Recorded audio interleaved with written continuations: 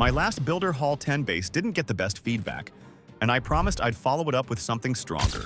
So today, we're breaking down a brand new Builder Hall 10 Trophy Base that's built different and performs way better. Let's jump straight into the base analysis. Starting with Stage 1, this layout uses an anti-3-star format that's balanced to defend against both air and ground armies. No matter what troops your opponent brings, this base is built to hold strong. Let's first talk about how it shuts down air attacks. The biggest reason is the positioning of the air-targeting defenses, specifically the air bombs and firecrackers. These aren't placed up front where they can be sniped. They're tucked behind the first layer, meaning troops have to work through multiple defenses before they can even reach them. That delay gives the air bombs more time to deal heavy splash damage. Especially useful against groups like baby dragons, dropships, beta minions, or even night witch bats. In fact, in one of the replays, you'll see this setup absolutely destroy a Night Witch army in Stage 1 itself. Now, right next to the air bombs, we've got firecrackers strategically spread throughout the base. They're just as hard to reach, and that is a trouble for air troops like baby dragons and dropships. They'll be taking non-stop damage before even touching these defenses. And it doesn't stop there. We've also got solid support from other defenses like the Mega Tesla, Roaster, and Archer towers, stacking even more pressure on air units. Now, if you take a closer look at the outer trash layer, you'll spot something key. All the mines and mega mines are set to air mode. This works brilliantly for two reasons. First, it completely shuts down bats early, stripping the night witches of their support. Second, it softens up other air troops, baby dragons, minions, or even dropships, before they even touch the base. Wherever the attacker drops troops, they're walking into air damage right away. It's a smart trap setup and works exactly how we want it to. Alright, let's switch gears and talk about how this base defends against ground armies. Here's where the wall layout becomes critical, especially the design of the core compartment, which houses the Mega Tesla and multi-mortar.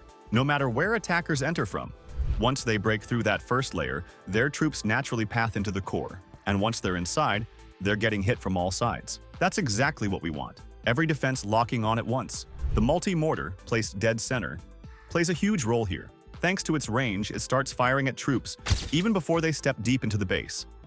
Against night witches, while the air bombs take care of the bats, the multi-mortar rains splash damage on the witches walking along the outer edge. And against any ground push, whether it's giants, battle machines, or others, even if wall breakers open up the base, they're just clearing a path into the danger zone. Troops are funneled directly into the core, where all the heavy defenses stack damage and quickly wipe them out. Whether attackers go wide or dive into the base, they're getting punished either way. Now on to Stage 2. This part of the base is clearly built to counter ground attacks even harder. We've got 2 crushers, 3 cannons, and the lava launcher. The launcher's range is crazy. It hits troops before they're even close. And with all these defenses protecting the auto hut, getting a star here becomes a serious challenge. Out of 5 or 6 defenses, only 2 attackers even made it to Stage 2. And both barely walked away with 1 star. Why? Because we've set up Stage 2 with an anti-2-star design. The auto hut is locked behind layers of defenses from all sides, and we've placed all 3 Teslas here to add even more DPS to the defense. If you're worried about cannon carts, don't be. The lava launcher covers the auto hut too, so cannon carts can't just sit back and snipe value. They're either walking into splash damage or getting deleted before they can do any real damage. Now, in the rare case that an air army makes it through Stage 1, they'll still have a nightmare in Stage 2. Firecrackers, Tesla, and the Archer Tower are all waiting to clean up whatever's left. That's the full breakdown for this Builder Hall 10 base. Now let's check out the replays and see it in action. First up, we've got Night Witches. All of them are spammed in from the bottom side, and just watch what happens. The first wave of bats? Gone instantly.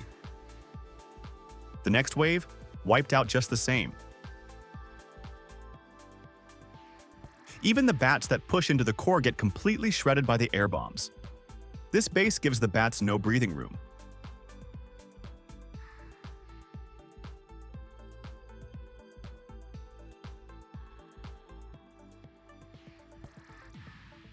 Meanwhile, the multi-mortar is constantly dropping splash on the witches, and the defense is locked down in Stage 1 itself.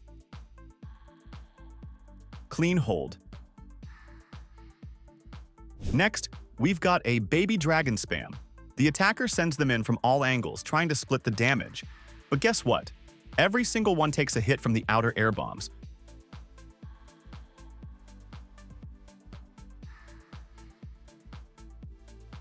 They barely make it past the first layer, and once again, it's another defense locked down before Stage 2. Third replay, Night Witches again, but this time paired with beta minions. The battlecopter is used smartly on the right side to funnel out and clear the roaster.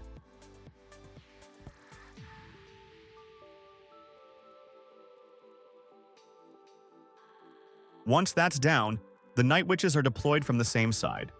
And honestly, great planning. The bats get good value with no roaster early on, and the witches are still healthy.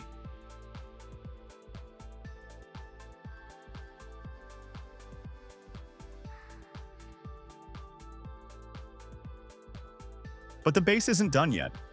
As they hit the back end, the air bombs and defenses completely shut it down.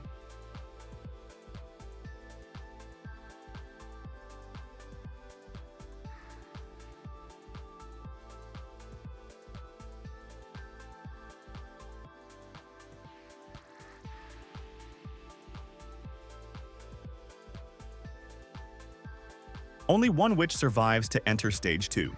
And with very small army and barely any troops left, it ends in a 0-star for Stage 2.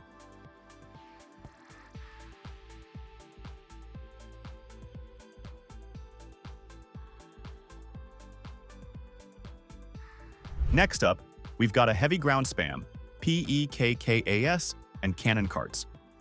The cannon carts pick off some outside buildings for free, while the PEKKAs and battle machine charge straight into the core.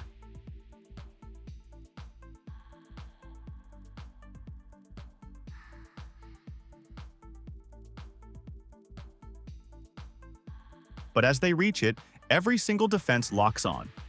The high HP troops drop fast, but the cannon carts stay alive just long enough to secure a 3-star in Stage 1 and move on.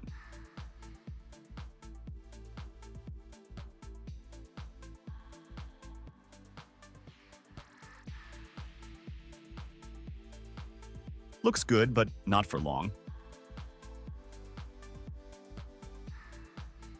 In Stage 2, that strong anti-ground setup comes into play. The PEKKAS can't even get past the first layer. Cannon carts try to snipe the auto hut, but the lava launcher melts them down. No 2nd star here. For the 5th replay, we've got a beta minion spam, classic air attempt. All of them are dropped from the top side, but the outer air bombs deal instant damage.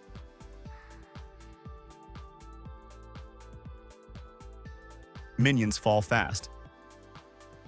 They barely get through the early defenses, and the base easily picks up another defense. And finally, we've got a dropship push. The dropships are sent in near the firecrackers, trying to tank for the minions, but they take huge damage before making it to the core, giving little coverage to the beta minions behind. Without tanking, the minions don't stand a chance. They're cleared fast, and we walk away with one more win.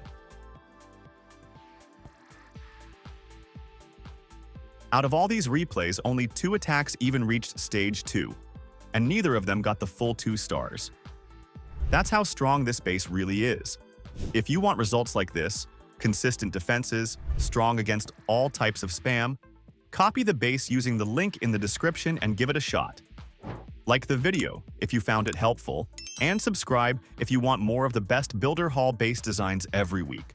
Check out my other Builder Hall base videos too. They're packed with value. Good luck in your push, and I'll see you in the next one.